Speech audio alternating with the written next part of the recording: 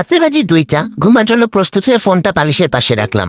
রাখতে না রাখতেই টিং টিং করে মেসেজের শব্দ। চেক করলাম, ভাবলাম হয়তো ইম্পর্টেন্ট কিছু হবে।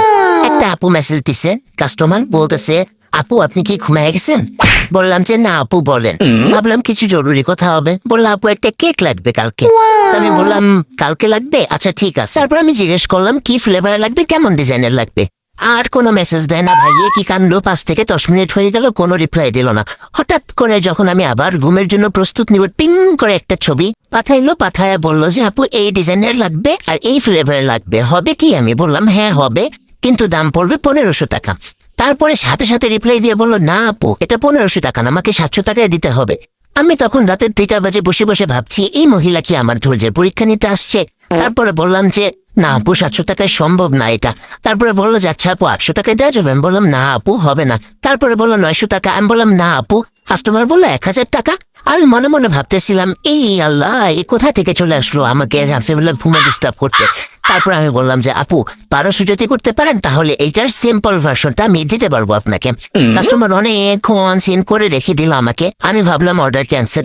ঠিক 10 মিনিট পরে আমি যখন আবার ঘুমাবো তখনই আবার টিং টিং করে মেসেজ দেওয়া শুরু করলো। বললো আপু একটা কথা বলি। আমি বললাম জি বলেন। কাস্টমার বলতেছে যে আসলে আমি কেকটা নিয়ে আমার হাজবেন্ড বলছে বাইরে থেকে আনবে। আমি চুপচাপ ফোনটা হাতে নিয়ে বসে আছি, রাতে প্রায় 2:30 বাজে। আর মনে মনে বলতেছিলাম আপু আপনার হাজবেন্ড যদি কেকটা বাহির থেকে আনে তাহলে রাত 2টার দিকে আমাকে মেসেজ দিয়ে 700 টাকা থেকে 1200 টাকা পর্যন্ত বার্গেনিং কেন করলেন আপনি? আমি শুধু ভদ্র সেলার বলে তাকে কিছু বলি নাই। যাই হোক, তারপরে আমি বললাম আচ্ছা আপু নো প্রবলেম, ফোনটা রেখে ঘুমিয়ে পড়লাম। পরের দিন সকালে 11টার দিকে ঠিক আবার মেসেজ দিল টিং করে আপুটা। আমি মনে মনে বললাম হে আল্লাহ আবার শুরু করছে এই মহিলাটা আমার ধৈর্যের পরীক্ষা নেওয়া। তারপর বললো যে কালকে হাজবেন্ড বলছিল বাহির থেকে কেক নিয়ে আসবে। আমি বললাম যে জি আপু, তো কেক আনতে ভুলে গেছে। তারপর আমি হাসির একটা ইমোজি তাকে সেন্ড করলাম। তারপর আমি আর মেসেজ দিইনি। কাস্টমার আপুটা আবার কিছুক্ষণ পরে মেসেজ দিল, বললো আপু আজকে একটা কেক লাগবে, বানিয়ে দিতে পারবেন প্লিজ? আমি বললাম জি আপু কোনটা? তারপর বললো যে আগের কেকটাই যেটা 1500 টাকার ছবি পাঠালেন ওইটাই। আমি বললাম আপু এটা 1500 টাকা।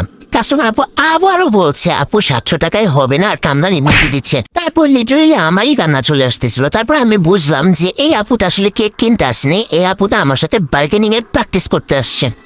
আমি বললাম আপু গতকাল তো বললাম 700 টাকায় হবে না। কাস্টমার বললো আচ্ছা আপু আপনি শেষ কত রাখতে পারবেন? আমি বললাম আপু আপনার জন্য শেষ দাম 1300 টাকা।